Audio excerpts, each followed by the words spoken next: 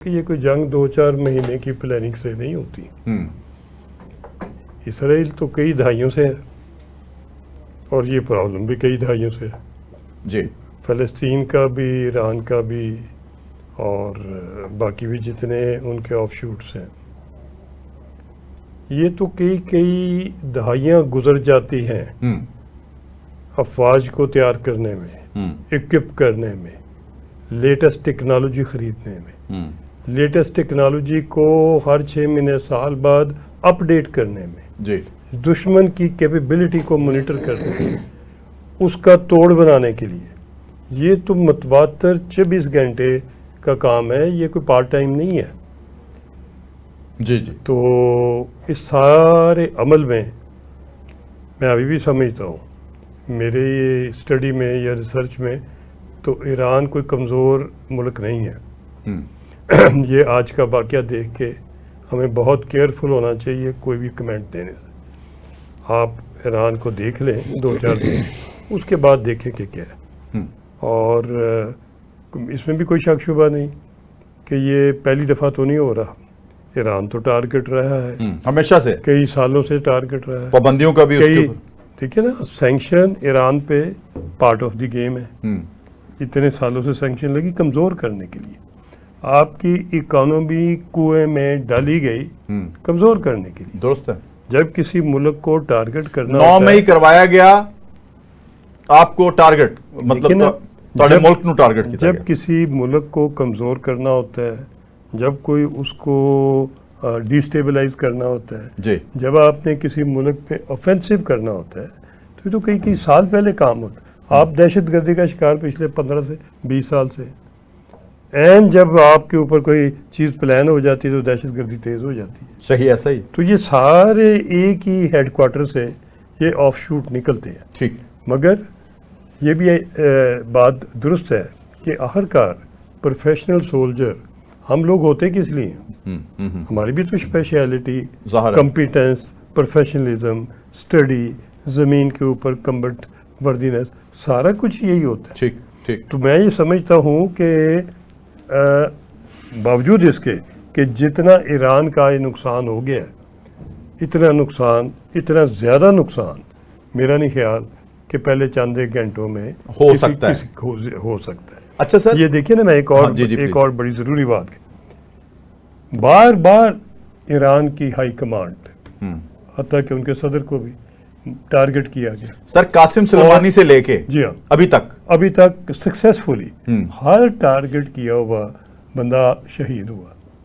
میں یہ پوچھنا چاہوں گا ایران کی انٹیلیجنس ایجنسی سے اور جتنے بھی اور ان کے دفاعی ادارے ہیں کہ کیوں نہیں آپ نے ڈھونڈا کہ یہ انٹرنل، اس میں سرٹنلی انٹرنل انفلٹریشن ہے. موساد ایران کے اندر گھسی ہوئی، بالکل ٹھیک ہے. اس کے بیس آپ کے ملک کے اندر ہے. اس نے ادھر اپنا سارا پلان اور نیٹ ورک اس کا مکمل ہے، سارا نیٹ ورک اور اپنی گوریلا وارفیئر کے سارے ایلیمنٹ پورے کرنے کے بعد یہ حملہ کیا. آپ کے جنرل ہیڈ کوارٹرز پہ، آپ کے چیف آف سٹاف پہ، آپ ایک نہیں بلکہ جنرل غلام علی پہ بھی، پھر آپ کے سائنسدان فریدی پہ بھی، سب پہ، تینوں سے یہ ایک چن کے. اور جو انہوں نے ٹارگٹ کیے ہیں، ملٹری ٹارگٹ بھی 2 درجن سے زیادہ ہیں، مختلف شہروں میں ہے، مختلف لوکیشن پہ ہے. سویلین ٹارگٹ بھی 2 درجن سے زیادہ ہے اور سارے ہائیلی سینسٹیو ہیں. بالکل ہائیلی سینسٹیو. یہ بھی میری سمجھ میں نہیں آیا جی کہ آپ کا آیا، انہوں نے آپ کا کیا جیم کر دیا ہے کہ کسی جگہ بھی آپ عبداللہ ملک صاحب. یہ بڑی اہم بات ہے کہ یہ گوریلا وار کے جب کسی ملک کے اوپر اس طرح کا حملہ ہونا ہوتا ہے تو گراؤنڈ لیول پہ کس چیز کو جیم کر دی. یہ اپنا کرنل صاحب نے بڑا اہم سوال اٹھایا. لیکن آپ مجھے یہ بتائیے کہ ایز اے نمائندہ civil society, president civil society, کہ اس وقت پوری دنیا دیکھ رہی ہے کہ نیتن یاہو جو ہے وہ ایک اپنا، میں کیا ٹی وی پہ بیٹھ کے کیا بات کروں، ایک حد ہوتی ہے. اتنا ظالمانہ اور سفاکانہ رویہ اسرائیل کا جو کہ پوری دنیا اس کو برداشت کر رہی ہے، اور فلسطین سے دیکھ رہے ہیں، اور اس نے جس پیٹرن پہ حملے کیے ہیں وہ اسی پیٹرن پہ فلسطینیوں پہ اوپر حملے پہ حملہ کر رہا ہے اور ان تک خوراک بھی نہیں پہنچنے دے رہا. ادھر سے ادھر بھگاتا ہے ان کو، ادھر سے ادھر بھگاتا ہے، اور اس کے باوجود دنیا خاموش ہے. شمسی صاحب اس سارے پروسیس میں جتنے بھی مسلمان ممالک ہیں پاکستان سمیت سارے کے سارے انسانیت کے قاتل ہیں. سب نے جو مسلم ممالک ہیں انہیں کسی نے بھی فلسطین کے لوگوں کا ساتھ نہیں دیا. یہاں تک کہ پاکستان میں خود اگر فلسطین کے حق میں اگر کوئی مظاہرے ہوئے ہیں تو ان پر جو ٹویٹس ہوئے ہیں FIA والوں نے کاروائیاں کی ہیں. مجھے خود میرے نالج میں ہے کہ صاحب کا ہمارے IG صاحب تھے، ان کی بیٹی نے ایک فلسطین کے حق میں ٹویٹ کیا تھا، FIA کو نوٹس آ گیا. یہ تو ہمارے اپنے گھر کی بات ہے تو ہم دوسروں کو کیا کوشش. دوسری بات اہم یہ ہے کہ ٹرمپ کے آنے سے پہلے جو بائیڈن کے دور میں دنیا بھر میں لاکھوں کی تعداد میں لوگ فلسطین کے حق میں نکلے، اور اس ایرا میں جہاں دنیا بھر میں الیکشن ہوئے تو وہ ممالک جہاں پر فلسطین کے حق میں رائے عامہ تھی وہ لوگ جیتے ہیں. ایون سو ٹرمپ کو اپنا جو الیکشن تھا وہ اس بنیاد پہ لڑا گیا کہ فلسطین میں اب جب وہ آئیں گے تو وہ فلسطین کی جنگ کا خاتمہ کریں گے. لیکن اس کے بعد آپ نے کیا دیکھا کہ بلکہ ان کے آنے سے تو جنگ بڑھ گئی. ابھی ریسنٹلی جو ہوا ہے کہ جو سیکورٹی کونسل کا اجلاس ہوا، 14 کے 14 ارکان نے اس کے فیور میں ووٹ دیا اور امریکہ نے ویٹو کر دیا. دیکھیں یہ تو حال ہے انٹرنیشنل قوتوں کا. دوسری بات یہ ہے کہ ابھی پوری دنیا چلا رہی ہے کہ یونائٹڈ نیشن کا جو آرٹیکل 51 ہے اس کا اس میں کسی بھی ملک پر جارحیت کا کسی ملک کو کوئی حق نہیں ہے. لیکن اس کے باوجود اسرائیل نے جو کچھ کیا آپ کے سب کے سامنے ہے، اور ہم ٹس سے مس نہیں ہوئے. میری باری پتنی کب آئے گی، میری باری کب آئے گی کرتے تمام جو امت مسلموں کے ٹاپ کی لیڈرشپ تھی نہ صرف وہ مار دی گئی بلکہ وہاں پر اب امریکہ کی پراکسی حکومتیں ہیں. ابھی جس طرح لیکن ایران یہ کیسے ممکن ہو سکتا ہے، ذرا تھوڑا سا یہ بھی تو بتائیں نا، کیونکہ آپ جانتے ہیں کہ آپ چن کے انہوں نے جیسے فلیٹ کے اوپر ایک میزائل لگایا، وہاں پہ ان کا آرمی چیف تھا، اس کو انہوں نے شہید کیا. اسی طرح سائنٹسٹ تھے، ان کے فلیٹس کے اوپر ایک ایک کر کے علیحدہ حملہ ہوا.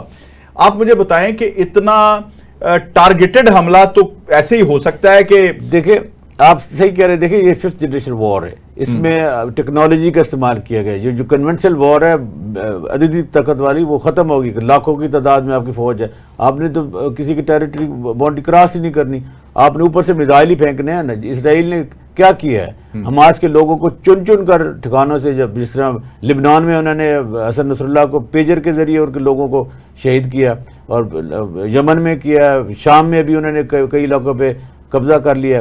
تو دیکھیں نا ریسنٹلی جو ہوا ہے وقوع وہ پاکستان اور انڈیا کی وار تھی کہ 3 گھنٹے اور 47 یا 57 منٹ میں وہ وار کا خاتمہ ہو گیا کہ پاکستان کی ٹیکنالوجی نے لیٹسٹ ٹیکنالوجی کو مات دی. ان کے رافیل طیاروں کے مقابلے میں ہمارے J-710 طیاروں نے اور ہمارے جو تھنڈر. لیکن سر یہاں رکیے عبداللہ ملک صاحب، بڑی اہم آپ نے پوائنٹ پہ آپ آئے ہیں. جو کرنل صاحب نے بات کی ہے کہ ابھی آپ 2 دن ویٹ کریں. پاکستان کی کمزوری پہ تو ہم یہ ڈسکشن کرتے رہے ہیں اسی طرح کہ جی یہ ویٹ کیوں کر رہے ہیں 3 دن. یہ کوئی پہلوانوں کی لڑائی نہیں ہے کہ اب وہ دوبارہ اکھاڑے میں اعلان کر دیا کہ وہ آئیں گے تو وہ اس کو پچھاڑ دیں گے. لیکن اگر ایران بھی ریٹیلیٹ کرتا ہے اور سخت کارروائی کرتا ہے تو زیادہ سے زیادہ ایران کیا کرے گا کہ جو اٹامک ان کے پاس ویپن پڑے ہیں وہ چلا دیں گے. آخر میں یہی ہوگا نا. اور ان کے چلانے سے کیا ہوگا، دنیا میں تباہی پھیلے گی. دیکھیے لوگ اسرائیل میں مریں، لوگ پاکستان میں مریں، انڈیا میں مریں، لوگ یورپ میں مریں، ایران میں مرے گی تو انسانیت نا.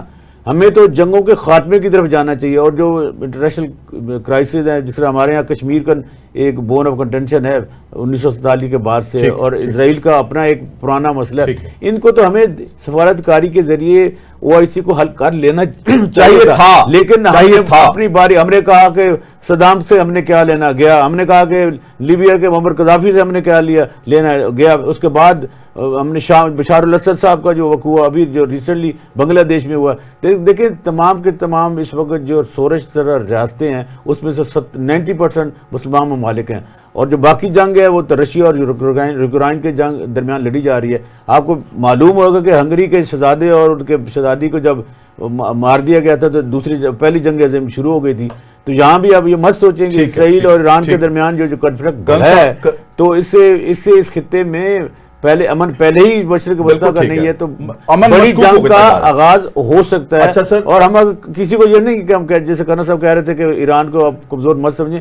دیکھیں ایران اگر طاقت بھی آزماتا ہے تو طاقت کے جب آزمائے گا تو اس میں اور ملک بھی انوالو ہوں گے، جیسے چائنا، کوریا، رشیا ہوگا.